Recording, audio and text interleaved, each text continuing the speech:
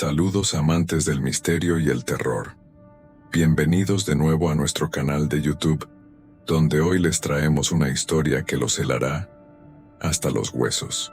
En un autobús abarrotado, el calor era sofocante, era difícil respirar. Una mezcla maravillosa de sudor y fragancias pesadas llenaba el aire, a veces provocando lágrimas. El transporte se balanceaba en los baches de la carretera y los pasajeros respondían a las sacudidas con murmullos de descontento. Adrian, sombrío y sin haber dormido lo suficiente, fue empujado bruscamente en el hombro sin ningún respeto. Luego, otra vez. Se dio la vuelta y una anciana encorvada casi le arrojó pequeñas monedas a la cara. «Joven, pase el dinero del billete», murmuró un delgado hombre castaño. Se retorció y tomó el dinero con una mano libre, tocando el hombro de Adrian, y luego lo entregó a una rubia de aspecto disgustado, con un corte de pelo estilo Bob. Ella murmuró algo de manera insatisfecha, pero tomó las monedas y las pasó más adelante. El conductor, bajo y rechoncho, maldijo mientras conducía el autobús por una carretera congestionada, a veces repitiendo la misma frase: «Ojalá estar fuera más rápido». Adrian no era fanático del transporte público en absoluto, y hoy en particular no tenía ganas de ir a ningún lado. Cuando el autobús se acercó, Adrian dudó durante unos segundos si subir o no, pero el trabajo es trabajo. El joven apartó sus pensamientos extraños y subió al salón, abriéndose paso entre los pasajeros. Faltaban menos de 10 minutos para su parada. Adrian miró cansadamente hacia la próxima parada y notó sorprendentes grafitis. Y en ese momento hubo un destello brillante, el sonido de vidrio rompiéndose, el crujido de metal retorcido, y la oscuridad lo envolvió. Recuperó la conciencia gracias a una extraña voz masculina que decía en voz alta: 1, 2, 3, 1, 2, 3. Adrian abrió los ojos y no vio nada más que un velo blanco. Se levantó, la camilla metálica chirriaba, y la sábana blanca que lo cubría se deslizó hasta sus pies. El sonido desapareció. Se dio cuenta de que estaba acostado en una camilla médica, en medio de un pasillo semi-iluminado. Alguien lo había dejado aquí, cubierto con una sábana blanca sobre la cabeza, como un cadáver. Sus ojos se movían lentamente. Se sentía mareado como un marinero ebrio en la cubierta de un barco. Miró alrededor del lugar donde se encontraba. Un pasillo largo apenas iluminado por una luz intermitente. Ocasionalmente, sacando camillas similares de la oscuridad. Desde detrás de él, se oyó el zumbido de una sierra y al unísono se escuchó un grito. Adrian se sobresaltó, se dio la vuelta y se encontró con una puerta de doble hoja oxidada. Después de otro grito, decidió alejarse de esa extraña habitación lo más rápido posible. El mareo abandonaba lenta pero inexorablemente su pesada cabeza. Se apresuró lo más posible a salir de aquel extraño pasillo lleno de camillas con cadáveres. De que eran hombres muertos, Adrian no tenía ninguna duda. Manchas de sangre demasiado grandes empapaban las sábanas mugrientas que cubrían los cuerpos. El joven, a la luz parpadeante de las viejas lámparas del hospital, vaciló accidentalmente, y el objeto oblongo y la pierna amputada, que repiqueteaba ruidosamente sobre el hormigón y los huesos desnudos, voló unos metros y terminó su recorrido golpeando la pata oxidada de una de las camillas. El muerto sin cabeza se estremeció, luego volvió a estremecerse, y con él los demás. Entonces un grito llenó el apestoso pasillo. La abuela gritó primero, chillando salvajemente desde debajo de la colcha ensangrentada. A ella se le unió un tipo desplomado sobre el casco, y luego un aullido ensordecedor llenó el pasillo. El corazón del joven se aceleró ligeramente y corrió hacia donde pudo ver. Un giro, y unas puertas aparecieron ante el muchacho. Sin chistar, las abrió y se adentró en la absoluta oscuridad de la estancia, solo para evitar oír aquel infernal rechinar. Un enorme horno crematorio ardía al final de la sala, iluminándola de rojo. Cenizas y restos de grasa humana cubrían los cristales. Un par de docenas de cuerpos desnudos se balanceaban ligeramente, estremeciéndose débilmente colgados de cadenas oxidadas. Un gancho atravesaba la barbilla de cada cadáver, y era este diabólico artilugio el que servía para sujetar a los difuntos. Adrián cayó al sucio suelo con un escaso y apenas perceptible estremecimiento. Se balanceaban sobre su peso, pero sus convulsiones se hacían más frecuentes a cada instante que pasaba.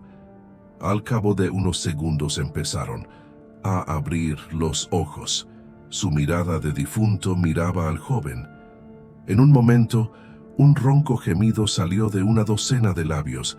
Adrián se encontró tan aterrorizado que ni siquiera podía gritar, y mucho menos huir del horror. Se le entumecieron las piernas y se hizo un silencio instantáneo. Los muertos todos a una callaron. Un abuelo desdentado, calvo y flaco como un poste le miró. De sus labios muertos salió una voz ronca. Rápido, lo perdemos.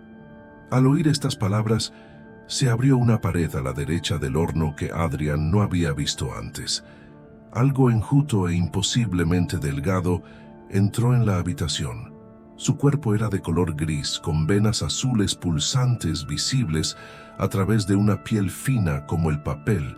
Sus ojos saltones sobresalían excesivamente de sus órbitas, haciéndolo parecer un cáncer antropomórfico. Una larga lengua púrpura salía de su boca y jugueteaba en el aire como la cola de un gato. El joven gritó asustado y cayó de rodillas, sujetándose la zona del corazón. El dolor ardiente palpitaba y palpitaba en su cabeza. El muchacho sintió como si le hubieran atravesado con una gruesa lanza y le hubieran partido el asta y se la hubieran dejado en el cuerpo.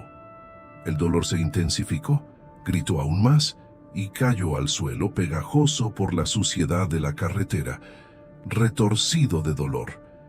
Permaneció allí unos 10 minutos y luego desapareció al instante, tan repentinamente como había aparecido. El joven se puso en pie sin saber a dónde ir. Deambuló hacia adelante doblando una esquina.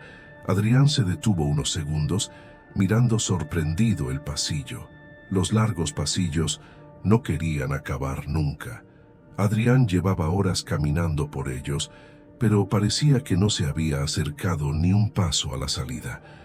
Estaba perdido en aquel hospital lúgubre y laberíntico, y cada vuelta parecía exactamente igual a la anterior. Los pasillos estaban vacíos y silenciosos, con las paredes pintadas de una paleta incolora, y el único sonido era el zumbido de la ventilación, que creaba una atmósfera inquietante.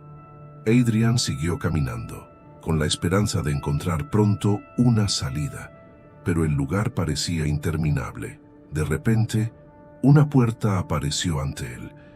Era la primera puerta que veía en el hospital. Adrián se acercó e intentó abrirla, pero estaba cerrada. Llamó a la puerta, pero nadie respondió.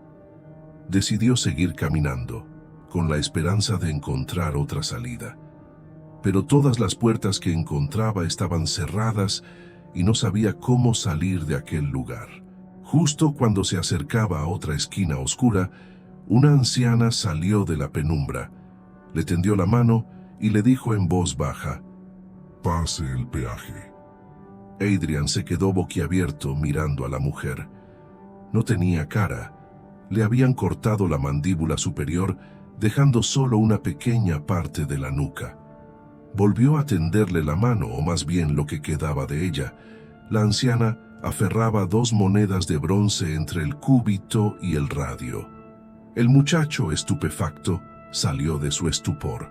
Con un grito violentamente asustado, empujó a la muerta lejos de él y ella cayó torpemente en el charco ensangrentado, dejando caer el óbolo de bronce.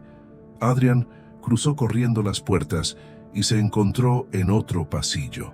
Los fragmentos de cristal crujían bajo sus pies y el metal destrozado cubría caóticamente el sucio cemento del hospital.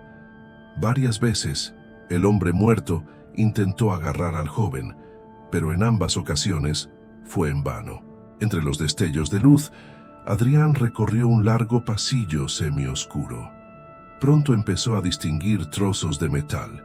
Cada vez le recordaban más a la carrocería de un microbús y a los escombros de una parada de autobús.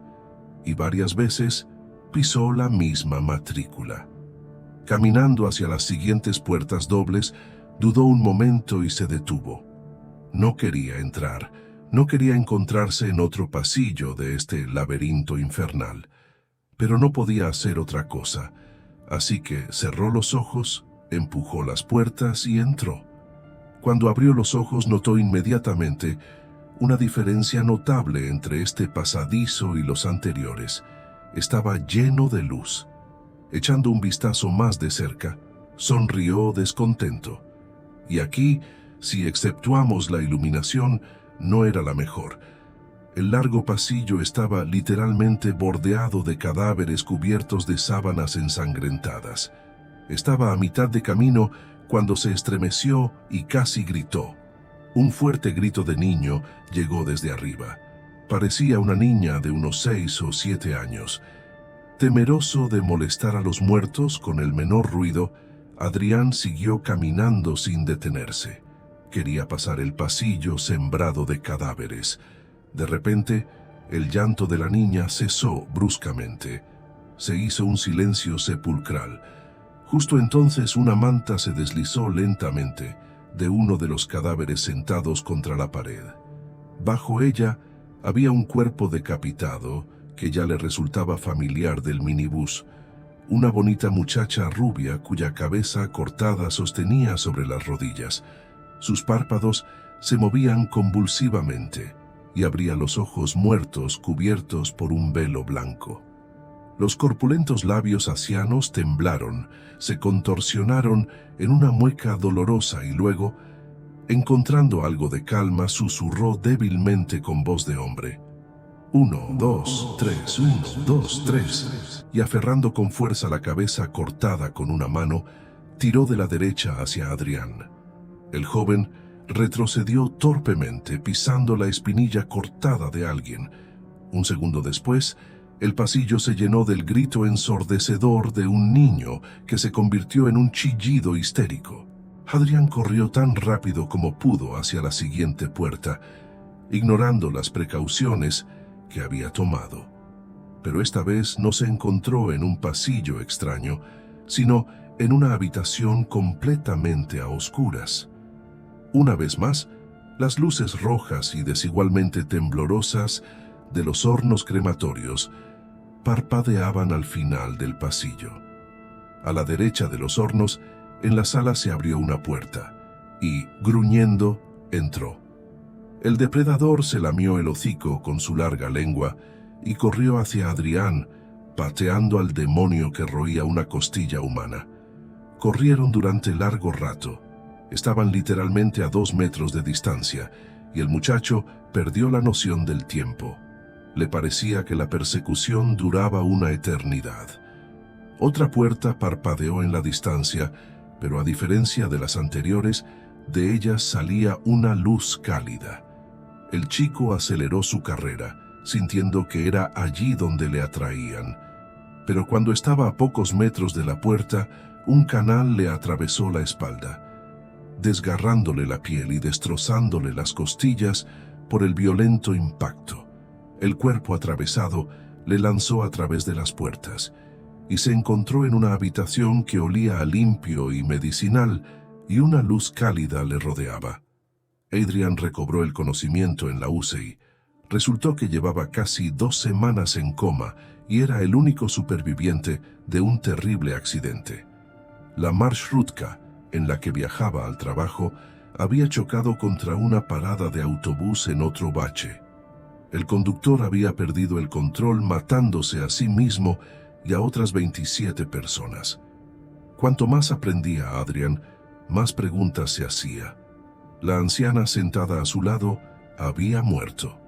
Había visto en coma cómo le arrancaban la mano y le rebanaban la mayor parte de la cabeza, dejándole solo la mandíbula y la parte posterior del cráneo. A una chica rubia y mona le habían cortado la cabeza con un tejado, y la niña, a la que su padre no había llevado al colegio aquel día, lloraba sobre el cadáver de su madre. Era su voz la que oía en el coma. Adrian reconocía el trazado del hospital con una precisión espeluznante, sobre todo sus largos pasillos. Con el tiempo, sintió como si hubiera estado al otro lado del mundo, pero no había explicación para esa sensación. Adrián estaba en coma y no podía saber nada de las muertes de los demás implicados en el accidente, ni de la distribución del hospital en el que nunca había estado. En cuanto a las palabras 1, 2, 3, fueron pronunciadas por los médicos, rompiendo todas las normas posibles mientras intentaban reanimar a Adrian y devolverle la vida a su corazón parado. El canalizador blanco que había visto en el accidente tampoco estaba cerca. El muñón metálico se clavó entre sus omóplatos, casi acabando con su vida. Que el tipo sobreviviera fue un gran milagro, y un milagro aún mayor fue que siguiera siendo capaz de moverse en lugar de quedar incapacitado.